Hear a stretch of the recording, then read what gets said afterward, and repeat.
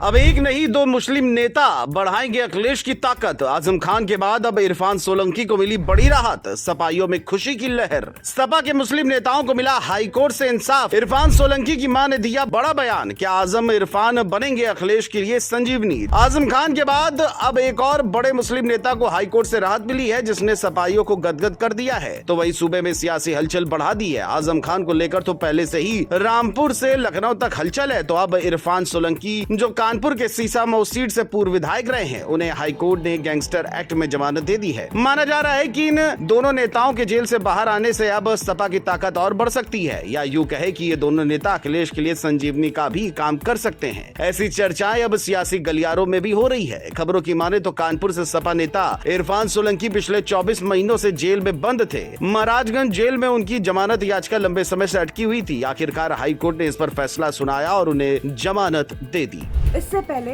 कई मुकदमों में बेल मिल चुकी थी, लेकिन गैंगस्टर एक्ट सबसे बड़ा रोड़ा बना हुआ था।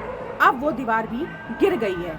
जैसे ही ये खबर कानपुर पहुंची, इरफान के घर पर खुशी की लहर दौड़ गई। उनकी मां ने भावुक होकर कहा, खुदा का शुक्र है बेटा अब घर आएगा। वही पत्नी नसीम सोलंकी जो खुद विधायक है, उन्होंने कहा कि 3 साल का संघर्ष आखिरकार सफल हुआ है। ये इंसाफ की जीत है। उधर रामपुर से बड़ी खबर पहले ही आई थी। जब आजम खान जेल से बाहर आए, उन पर कई गंभीर आरोप लगे, लेकिन जेल से बाहर आने के बाद उन्होंने राजनीतिक गलियारों में चल रही अटकलों को साफ किया। आजम खान ने साफ कहा कि वो समाजवादी पार्टी छोड़ने वाले नहीं है। उन्होंने अखिलेश यादव के लिए कहा, मैं अखिलेश को उतना ही चाहता हूं जितना नेताजी मुलायम सिंह यादव को चाहता था। आजम खान ने ये बताया कि बसपा में जाने की खबरें सिर्फ अफवाह हैं। इस बयान में सपा कार्यकर्ताओं का मनोबल और बढ़ा दिया है। अब रामपुर से लेकर कानपुर तक सपाइयों में नए जोश का माहौल है। राजनीतिक जानकारों की माने तो सपा का सबसे बड़ा राजनीतिक आधार हमेशा से मुस्लिम वोटर रहे हैं। पिछले कुछ सालों से इस वोट बैंक पर सेंध लगाने की कोशिशें हुई, लेकिन आजम और इरफान जैसे नेताओं की वापसी से अखिलेश यादव का आत्मविश्वास दोगुना हो गया है। जानकारों का कहना है कि इन दोनों नेताओं की मौजूदगी से सपा को 2027 के विधानसभा चुनाव में मुस्लिम समाज का भरोसा आसानी से मिल सकता है। यही वजह है कि सपा खेमे में इनकी रिहाई को किसी संजीवनी बूटी की तरह देखा जा रहा है। हाई कोर्ट के इस फैसले ने न केवल इरफान बल्कि पूरे सपा परिवार को राहत दी है।